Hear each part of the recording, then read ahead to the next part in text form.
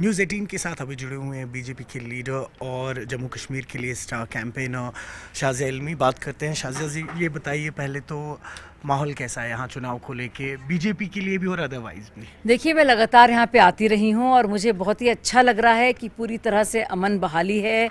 लोग बाकायदा सड़कों पर हैं और खुलेआम मतलब एक पीस के माहौल में, अमन और चैन के माहौल में जी रहे हैं। और वो एक असली आज़ादी मैं इसी को कहती हूँ कि यही है सच्ची आज़ादी और असली आज़ादी, कि हमारे जो बच्चे यहाँ पे पढ़ते हैं वो लगातार स्कूल जाएं, हड़तालों से हमें आज़ादी मिले, दहशतगर्दी से हमें आज़ादी मिले, पत्थरबाजी से हमें आज़ादी मिले। तो एक सच्ची आज़ादी देखने को मिल रही है और जो भी लोग हैं वो इलेक्शंस पे यकीन कर रहे हैं। अगर आप देखेंगे डीडीसी के इलेक्शंस को या फिर ज़िला के इलेक्शंस को भी, पंचायत के, तो आप देखेंगे उसमें कि लोगों ने पुरजोर तरीके से उत्साह दिखाया है और एक शौक़ दिखाया है और वो देखने को मिल रहा है। तो एक अच्छी रौनक है इलेक्शंस को लेकर और मुझे लगता है ये जमहूरियत का एक जश्न है।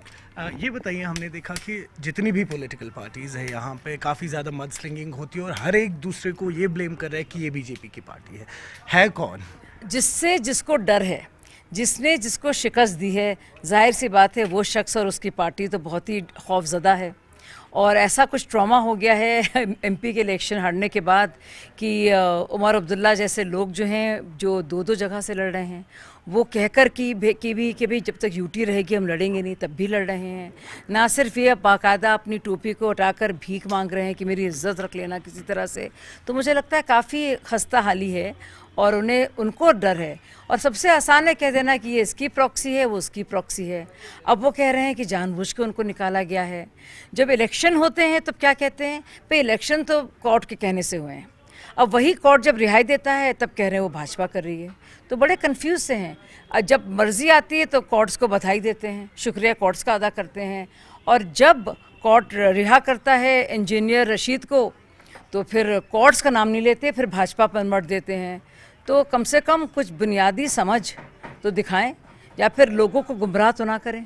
और केजरीवाल भी हमने देखा कि उनको भी बेल मिली है।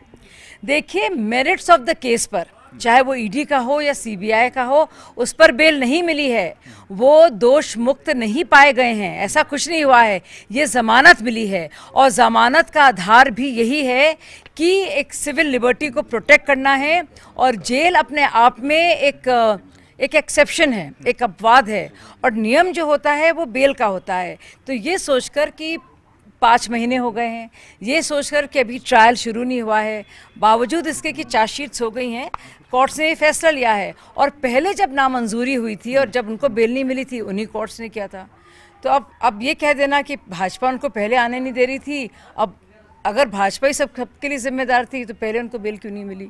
तो मुझे लगता है कि बड़ा आसान है मर देना, जब मर्जी आए कोर्ट्स की बात को भाजपा पर, और जब निकल के आ जाते हैं तो शुक्रिया अदा करते हैं कोर्ट्स का। वही चल रहा है और उनको देखिए ट्रायल शुरू होगा बहुत जल्दी, तो इतनी जल्दबाजी नहीं करनी चाहिए खैर मनाने की या फिर लड्डू बांटने की। बस एक आखिरी सवाल लेंगे आपसे। हमने देखा 2024 में या 2014 में, माफ़ कीजिएगा, बीजेपी पूर्ण बहुमत के साथ पीडीपी के साथ उन्होंने यहाँ पे गवर्नमेंट फॉर्म की थी। उसके बाद इन 10 सालों में अभी एक आर्टिकल आया था एक पेपर में, उस पर भी लिखा हुआ था कहीं ना कहीं जम्मू के जो लोग हैं, जो एक स्ट्रॉन्ग वोल्ड बेल्ट रहा है बीजेपी का, वहाँ से वो लोग नाराज़ हैं इस वक्त जम्मू से। नहीं, ऐसा नहीं है। मुझे लगता है कितनी बड़ी बड़ी चीज़ें जो हुई हैं अभी देखिए आप, मैं सिर्फ बात नहीं करूँगी एम्स की या आईआईटी की या आईएम की, पर अब आप देखिए अभी 5 लाख नई नौकरियाँ, और आप देखिए कोचिंग के लिए जो पैसे की बात की जा रही है, ये सोचिए। अब देखिए पूरा जो फ़र्क है भाजपा का या हमारे मोदी जी का या और पार्टियों का, यहाँ पे 500 रुपये देके पत्थरबाज बनाया जाता है, वहाँ पे 20,000 रुपये देकर कोचिंग के लिए भेजा जाता है कि तुम अफसर बनो। तो ये फ़र्क है देखिए। और आप देखिए चाहे सबसे सीनियर मोस्ट बुज़ुर्ग महिला हो, उसके लिए 18,000 रुपये। चाहे वो पेंशन की बात हो तो 1,000 से बढ़ाकर उसको 3,000 बना दिया गया है। तो एक बहुत बड़ी बड़ी नई चीज़ें, टूरिज़्म को बढ़ावा देना, ये सब है। और वो फ़र्क दिख रहा है क्योंकि मैं तो सालों साल से आ रही हूँ, हम सब लोग आ ही रहे हैं, सैलानी हों चाहे हमारे टूरिस्ट वो बता रहे हैं। तो इंडस्ट्री को इससे, जाहिर सी बात है, आम लोगों को इससे फ़ायदा होता है। और सब चाहते हैं, सबसे बड़ी चीज़ है सिक्योरिटी, हिफाजत। जानो माल की, जान है तो जहान है, वो उसमें मुझे लगता है कि बहुत ही कमाल का एक युग और एक नया दौर हम देख रहे हैं। और जो फीमेल कैंडिडेट्स हैं इस बार उनका पार्टिसिपेशन काफ़ी ज़्यादा है कंपेयर टू प्रीवियस इलेक्शंस। और यही उम्मीद होनी चाहिए उस तरफ पे कि ज़्यादा से ज़्यादा हमारी महिलाएं, औरतें आएँ, पार्टिसिपेट करें, वोट भी करें। और क्योंकि ये उनके लिए है। आप देखेंगे भारतीय जनता पार्टी की जितनी भी स्कीम्स हैं, अगर आप आवास योजना देखेंगे तो आवास योजना में आप देखेंगे कि 3,40,000 का बजट है, उसमें से 2,50,000 ऑलरेडी घर बन गए हैं। उनका रजिस्ट्रेशन महिलाओं के यानी कि घर की महिला के लिए के नाम पर हुआ है। अब उसमें फ़र्क नहीं पड़ता कि आप हिंदू हैं या मुस्लिम हैं।